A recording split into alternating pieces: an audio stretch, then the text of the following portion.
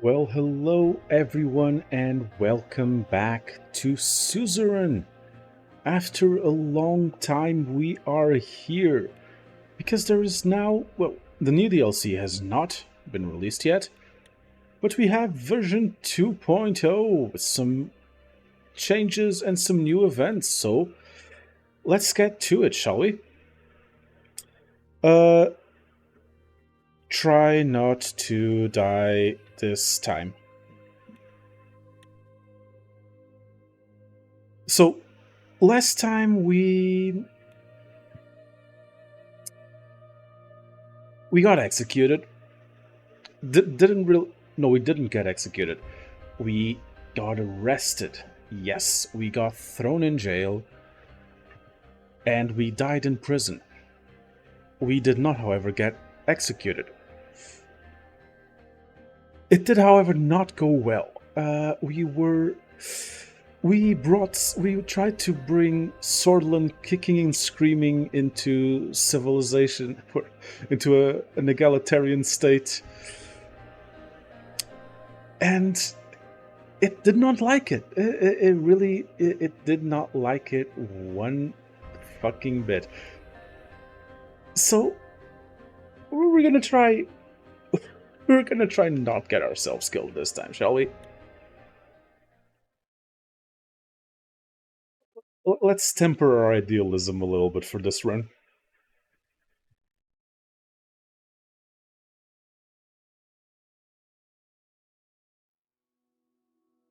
You are my enslavement and my freedom. You are my flesh burning like raw summer night. You are my country. Nazim Hikmat Ran.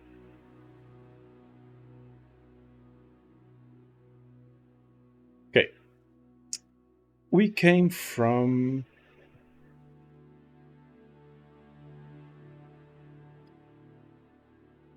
Huh. Well, let's choose impoverished. I don't really remember most of the choices I made last time. So let's say we came. This is a rags to riches story. We came from nothing. Impoverished family in the city of Dare. Parents named you Anton, is the only child of a farmer. You spent your childhood among wheat fields. Life was not easy. I think we chose middle class on our first run. Life was not easy. You were too poor to afford a good education. The Ring family was caring. Regardless of the economic dire situation, your parents always did their best to support you. The years passed. During a history class, the bell started to ring unexpectedly. You heard a loud commotion. As everyone tried to figure out what was going on, the principal announced a historic revolution. The kingdom was no more. The Republic of Swordland was born. Hmm. So, I'll say we didn't fully grasp. So, like, we didn't fully grasp the importance of the situation. So we were happy you had the day off. After graduating, you passed the university exam with high marks. Even though your family was poor, the public education system made it possible to go to university. You had the opportunity to choose between several studies. Let's say we chose to study economics, Latchaven Business School. During the first year, you attended the lecture with David Vichy. He was a well-known diplomat from the foreign ministry and the son of the president. After observing the hall in silence, he explained why a market economy is a better option for Solent. He argued for a system where prices for goods and services are determined by the open market. Let's be inquisitive. Let's question what we are being taught. Is the market economy really what's best? Soldiers entered the campus in the evening ahead of first election. Many were in shock as the uniformed man created security cordon and started arresting the teachers. A group of students started gathering in protest. Along with your best friend Peter Vectorn, you decided to. Let's say we. Okay, let's not change this part. We protested with the students. One of the officers made a loud announcement that echoed through the campus. General Lutheran declared martial law in order to restore the administration. Please stand back and disperse to your rooms. You joined the students that slowly marched towards the large group of soldiers. Suddenly, the soldiers charged. Student fell and trampled as everybody started running away. We held our ground. The soldiers beat you relentlessly. It was a gloomy year. The majority of the students and teachers displayed their opposition, thus Letchaven became a target for the military regime. They didn't want to stay idle and decided to join. Let's say we let's go more. We're in a school of economics, so of course we decided to join the student council. How centrist of us. Uh, the council was focused on increasing the student involvement in campus along with partaking in the budget. Though active participation, you gained budget management and leadership skills. In one of the meetings, Peter Vecton introduced you to a classmate of his, Monica, the love of your life. You were immediately attracted to her intelligence. She mentions to you that she was a volunteer for the Soldiers League of Women, an organization campaigning for women's rights. You. Come on. I'm still gonna support Monica this time. I told her you wholeheartedly supported her cause. The politically charged environment led you to. Hmm. Good- Yeah, we'll still be socialist. We'll just be less. We'll just be more careful. We joined the Red Youth. The radio relayed that the Communist General Ricards surrounded Lutheran and his troops, demanded their surrender. They refused and heavily fighting broke up across the country. You just couldn't believe it. The army was fighting amongst themselves. Ricard's sudden attack caused more instability in the country, but compared to fascist Lutheran, he was a real socialist. This convinced you to participate in the support march. You were chanting, "Bring down the fascists." You were marching under the protection of Ricard's soldiers. The students supporting Lutherans coup gathered a few hundred meters in front of you. Many nationalists were among them. You knew something was going to happen. Let's stay. There was a massive clash between the two sides. Soldiers began to beat the students. Tanks started rolling. In this chaotic moment, you saw a young girl about to get run over by a tank. Of course, we tried to save her, but we could not reach her in time. We never forgot her face. The clashes escalated into a full-blown civil war.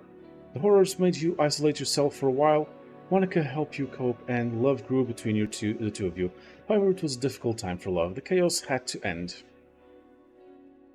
The charismatic Colonel Tarkin Soul orchestrated a sudden attack on the capital where the Lutheranists and Ricardist forces were battling each other. He defeated both, ending the war. A new constitution was written, and the military government began efforts to restore stability. Many people saw the cardinal as a savior. He formed the United Swordsman Party and ran as a presidential candidate in the first ever single party election. I did not vote. I still have principles, come on. USP won the election by a large majority. The military government announced a 4-year restoration period to transform to an entirely civilian government. After graduation, you kept seeing Monica. You were both interested in marrying and starting a family, however, a letter arrived for the military calling you to fulfill your compulsory service. It was time to serve your national duty. A devastating civil war broke out in the neighboring country, Velen. It quickly turned into a proxy war between regional and world powers. The distinguished Major Josef Lancia ordered you to lead your squad on a border patrol mission. It was a very cold winter night when you began marching out of government outpost. You could see your breath. After several hours of marching through the snowy hills, distant noises were heard. Visibility was too low to confirm the source, so the squad crawled forward with information and found a spot to observe.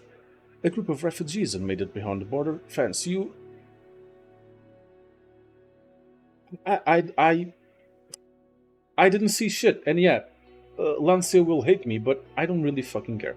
I didn't see shit. After the pastoral, Major Lancia arrived with anger and immediately relieved you of your command, calling you a disappointment. One of your squad members had reported your actions.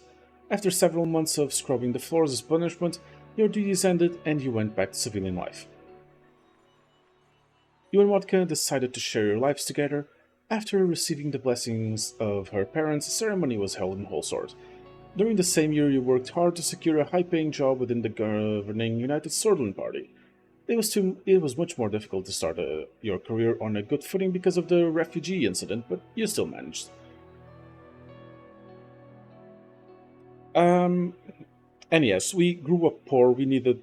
I'm guessing our priority was having financial stability for our family. So financial compensation was too great to pass up. He became the economics assistant to one of the more experienced members of Assembly. He worked long and hard, investigating hundreds of pages of economic reports late into the night. You were climbing the ladder. Tarkin Sol gave amnesty to the remaining factions of the Civil War and chose de escalation and appeasement. The institutions and symbols of the Forgotten Kingdom were slowly replaced. His government launched several new initiatives, such as the Citizen Funded Bills program to revitalize the economy, a social labor initiative to help rebuild and improve society, and a large dam project to solve the energy crisis. The first multi party election in the history of Sordland were held. President Arkansas was elected once more. The new 5-year plan and the subsequent financial work put you under a lot of pressure. But your significant contribution to the economic strategy triggered an invitation to meet President Arkansas himself, who offered you a key position. You will become the youngest member of Assembly. And what an opportunity! Of course, we accepted right away. The great Arkansas. As the youngest MP, it was difficult to connect with the influential in the circle. You knew the allies, so you brought on Peter Vectorn as your right-hand man. The birth of your son Frank provided a brief moment of joy and relief. And let's spend time with our family. Sacrifice work to spend time with your family. During your absence, Peter Vectorn found trustworthy contacts and strengthened your position in the party. At the same time, President Sol increased his authority over the years. His growing ego started to cause strife within the USP. The cracks began to show. President Sol barely secured a majority in the election against the opposition leader. Over the next year, the Swordage people grew increasingly discontent with corruption and the worsening quality of life. Meanwhile, calls for a united Swordland Party Congress became louder as a leadership struggle started to brew. I kept supporting the president. The man gave me my big shot, come on. The contender for party leadership was Ewell Alfonso, a reformist and talented business magnate, with a growing follower base within the party. President Sol noticed your attempts to secure votes for him and approached you with a lucrative deal. You had a meeting with him. The President offered you the position of Minister of Economy, Commerce and Energy in the next government if you backed him in the upcoming vote. Of course I accepted. The Congress was nothing short of impressive. The banners of the United Sordland Party were decorating every possible spot. Thousands of influential political figures, lobbyists, and benefactors gathered for this turning point. The voting for the party leadership began. I voted for Sol, of course. Unfortunately, Tarquin Sol lost the leadership vote to Ewald Alfonso by a small margin.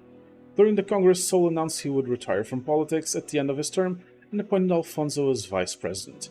The system he had established were to stay much longer, his achievements wouldn't be forgotten. You were troubled. Yeah, we're troubled by the departure of Sol.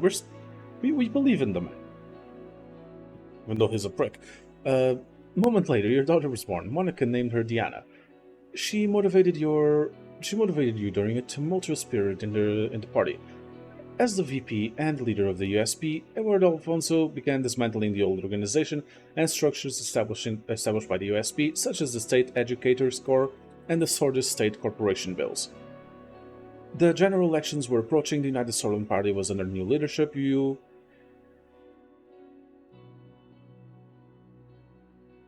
Fuck up. Let's say, now sure, we're loyal to the party. Join the party effort and campaign for him. During the general election, the main opposition leader was embroiled in a sex scandal with his secretary. He was replaced by the more popular figure Franz Richter, but the damage had been done. The new economic policies and the extensive privatization program proposed by Waldo Alfonso secured an election victory for the United Southern Party. Over the following years, you did your best to order to make Swordland a better place. Yeah, we're still idealistic. We're not as radical, but we're still an idealist. Our heart isn't making uh, making sort. We actually do believe in making Swordland a better place. President Alfonso saw many bold reforms in government and law and advanced in liberal democratic values. He valued your support throughout. However, due to infighting and disorganization, continental economic tensions, and fast track privatization, it was followed by a severe economic recession. The other parties announced their bids for the 1953 election, but the unfair election system hampered opposition efforts to campaign. We studied economics, so we were worried about the recession. With Peter's help, your presence in the USP grew. The two of you worked long nights together. He flipped opponents to your side. You became the face of a new wing of the party. Step by step, and with adequate planning, your wing took over the leadership as President Alfonso lost control of the country. The moment to make a move had come.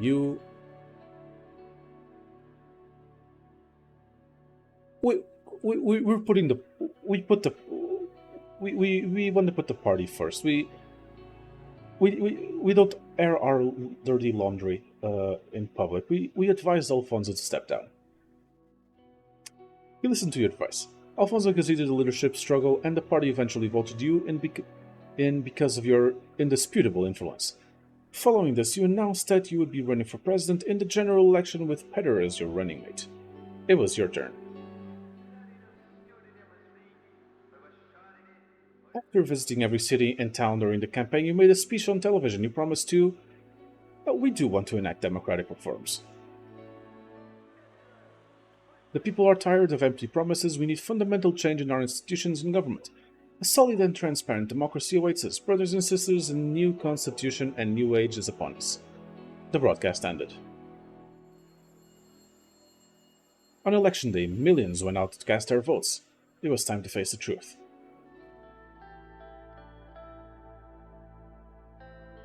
President Reign, Chapter 1. Okay.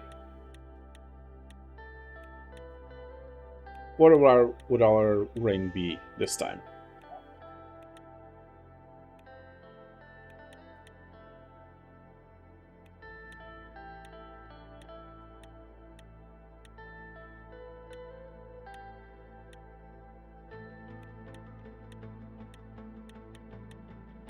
Note the office, please. Accessories. Ah, yes. Very, very economist-like.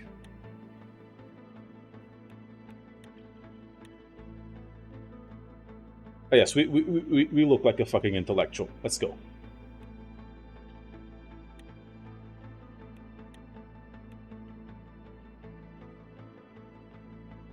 We'll still...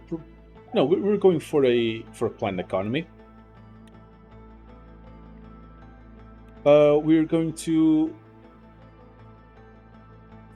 We're not gonna be joining the Soviets. Let's commit to neutrality. We'll still wanna reform immigration and help the Bloods.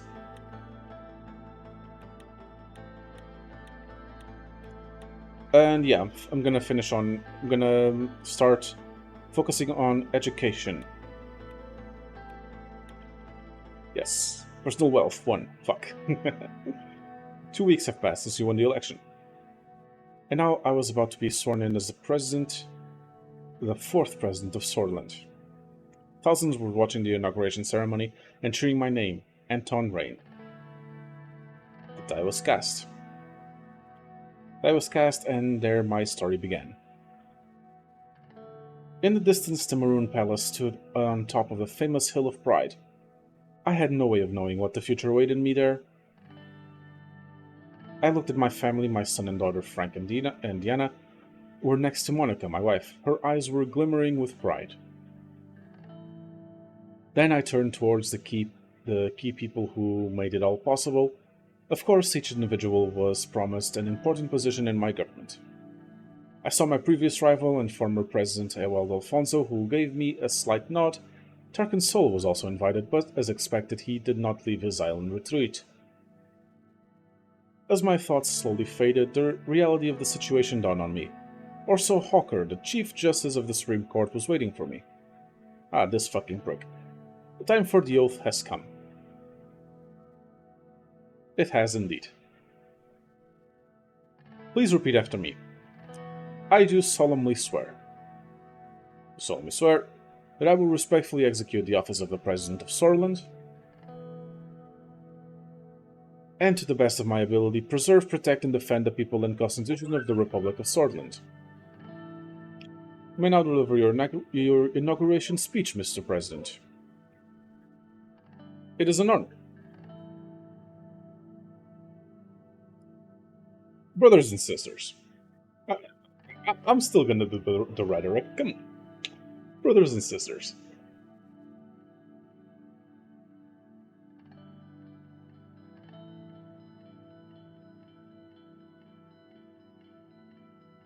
you the people have chosen together. You the people have chosen. Together we will bring prosperity and reform to our nation. It is a time of hope. It is a time of change.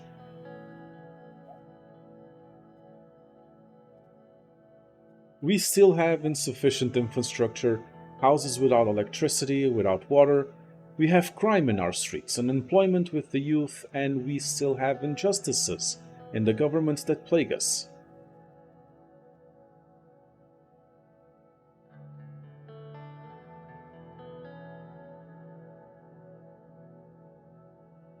I promise you we will stop the recession, yeah. I promise you we will stop the recession and eliminate poverty.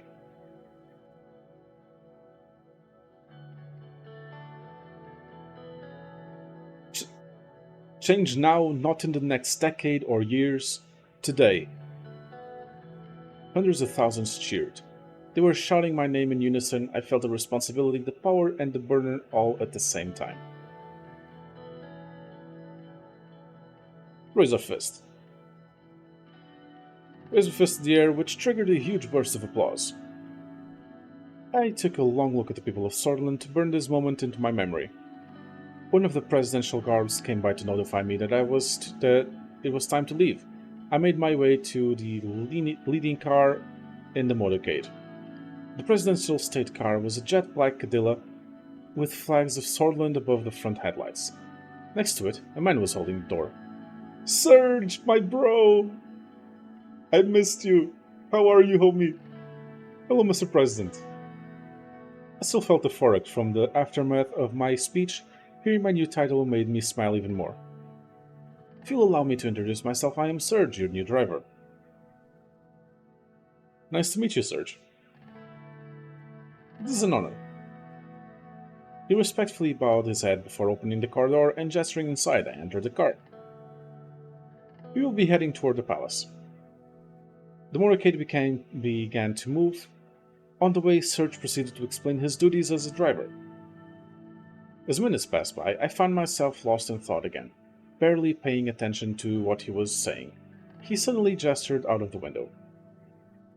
Isn't it a beauty, the Maroon Palace? He was right. Sunlight glinted off the palace's many maroon-colored domes. It was so bright that I had to look away. Every time I look at it, I am reminded of my duty to this nation.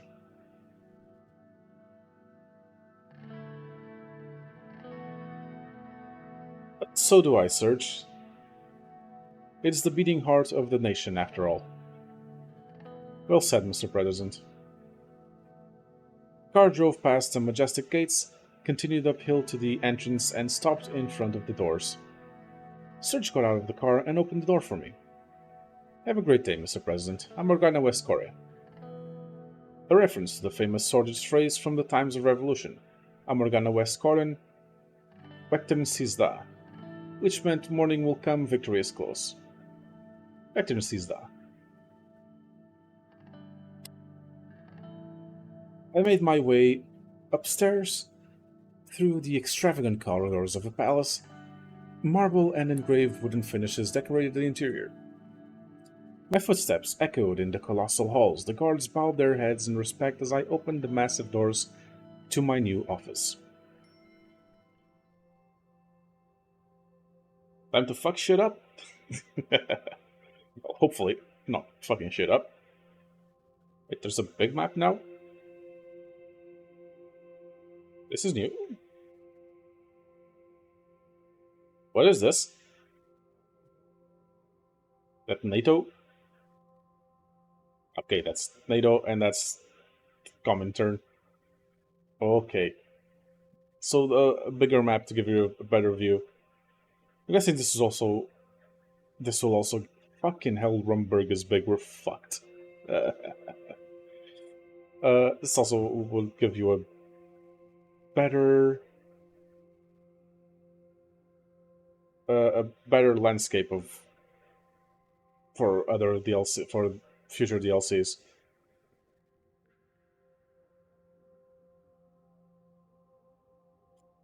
Okay, what do we have to do? Gravity reports lack of adequate infrastructure. Fuck. Yeah, we know. Low production.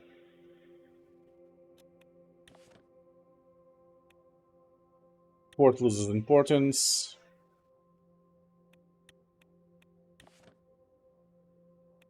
Agnolia congratulates us. So does Vagland.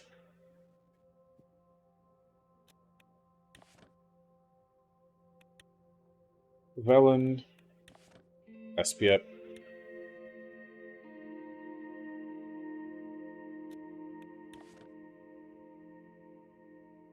ATO advocates for global human rights, and we know what that usually means.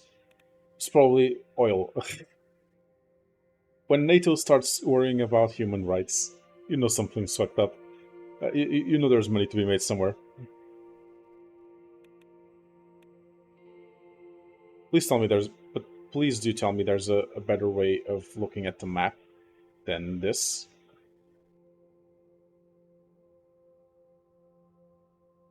Because moving around like this all the time is gonna be a little bit unpleasant.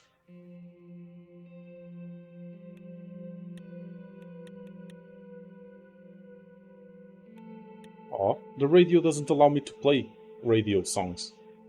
That sucks.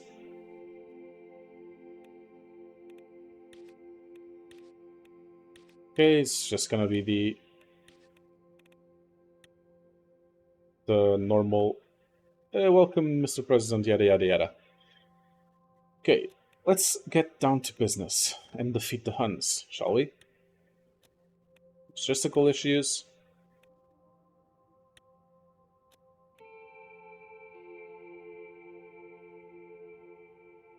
Okay, let's start with economics. We are an economist after all.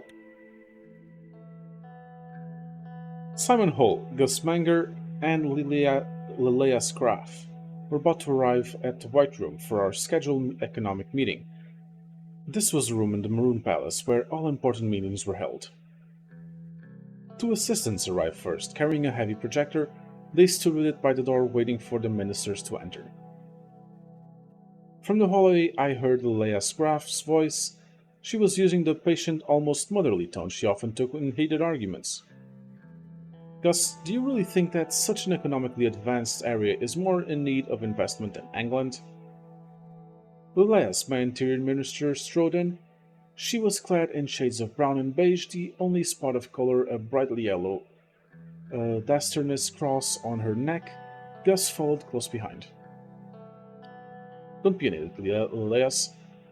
What about unemployment crisis? The unemployment crisis in Greater Holsord and Gelsland regions are going through. These areas are our economic heartland. Gus curled his hands into fists. The Minister of Agriculture and Rural Development's temper hadn't changed since his days in the Alfonso administration.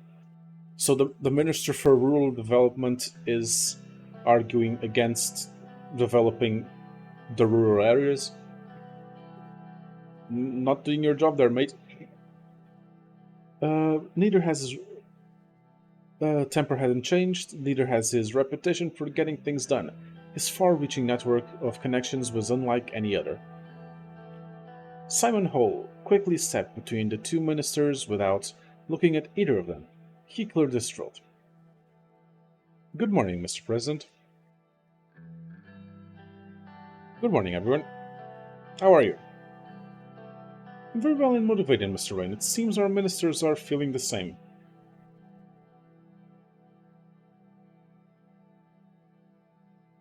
I can clearly see that. What was that about?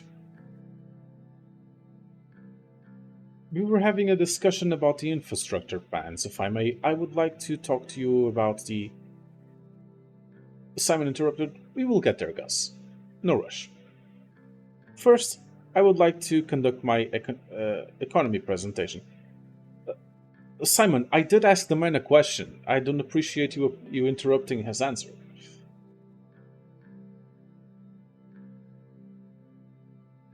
Yeah, I did ask him. I asked him. I'm interested in what Gus has to say. Of course, Mr. President. Sir, I have some very good construction companies willing to take government contracts in the Greater Holsort and Gelsland regions. This would boost the rural economy. I think it would be wise to pick investments that will go through these regions.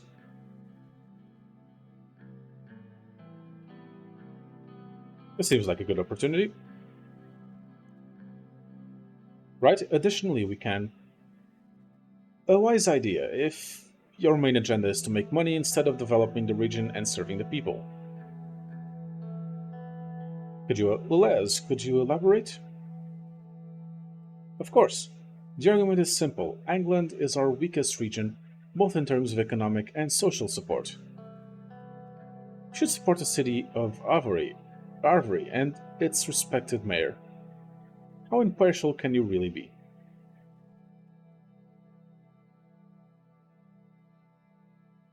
What are your thoughts, Simon? I have to say that I agree with both of them. England is in need of investment, and we can improve Greater Holsworth and Gelsland. I want to avoid this topic now since we will talk about it in the future. I would rather first fully brief you on our current economic situation. Simon pulled a silk handkerchief out of his pocket, briefly wiped his glasses. My staff and I have comprehensively analyzed every aspect of. He was interrupted by a groan from one of the assistants by the door, both of whom were now visibly struggling to hold up the heavy projector. Oh, you can put that there. He pointed below the painting of President Soul. The assistants placed the projector next to the table and installed a white screen on the wall. Leave now, thank you, and please leave now.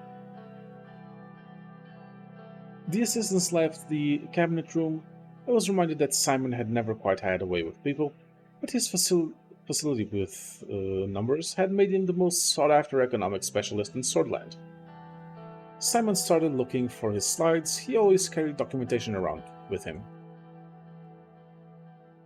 I'm not gonna yawn. Let's be respectful. Uleas leaned on the table and spoke. Simon, what happened to the new police station construction in Estord?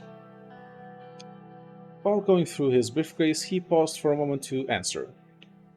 It got stalled due to a government property boundary issue. I have been meaning to look at it. I can take a look at that one. Estord needs all the security help it can get. Sure, more time for me to spend on analyses. His eyes glittered when he finally found the slides he was looking for. There have been some developments about the Suzerain losing further value today. We have been trying to stabilize it with the central bank. The recession of 51 put enormous pressure on the economy, resulting in the collapse of the value of our currency.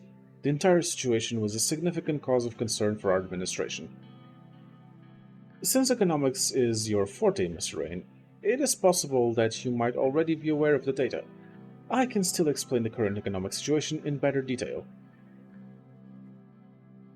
Okay, what is our GDP in that situation? Our current GDP is 310 billion Swedish ren, and the national debt is 427 billion. It's still hard to fathom that we lost nearly 150 billion in wealth. The past 3 years were tough. What is our unemployment and inflation rate? Unemployment has skyrocketed and is now at a staggering 16%, and inflation is at a relatively high of 10%. Unemployment is increasing, crime and drug use. We need to get these people off the street. The inflation isn't helping our average citizen either. What is the status of the recession? The economy has been in a recession of about 6% in the past year. The average GDP has dropped from 15,454 rand per capita to 10,359 rand per capita from 51 to now. This administration's success depends on our ability to stop the recession. The sooner we can reach GDP growth, the better. I have all the information I needed. Let's move on to the economic strategy. Simon scattered the paper stack in front of him and ordered in an orderly manner and took a final look at his notes before clearing his throat. As you can see, the situation is alarming, but not everything is negative. The extensive privatization program of Alfonso and key foreign direct investments left us a large budget surplus which we can use to stabilize the crisis. The primary subject we need to settle on is what general path will it take on our turn. Solonomics-based nationalization happened in the 30s, and Alfonso's privatization began during the end of the 40s. What will our administration focus on? One of our main promises was to promote a planned economy to stop the recession. To be frank, I still don't think this was a good idea. We shouldn't go back to Solonomics. It's the reason of the recession. Is it, though? Self-sufficiency will help us in tough times. Simon ignored the statement. What are the consequences of the free market?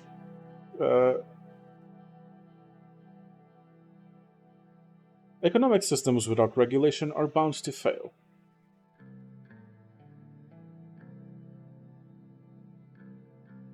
Obviously, there is some regulation in all of the existing systems, otherwise it would be anarchy.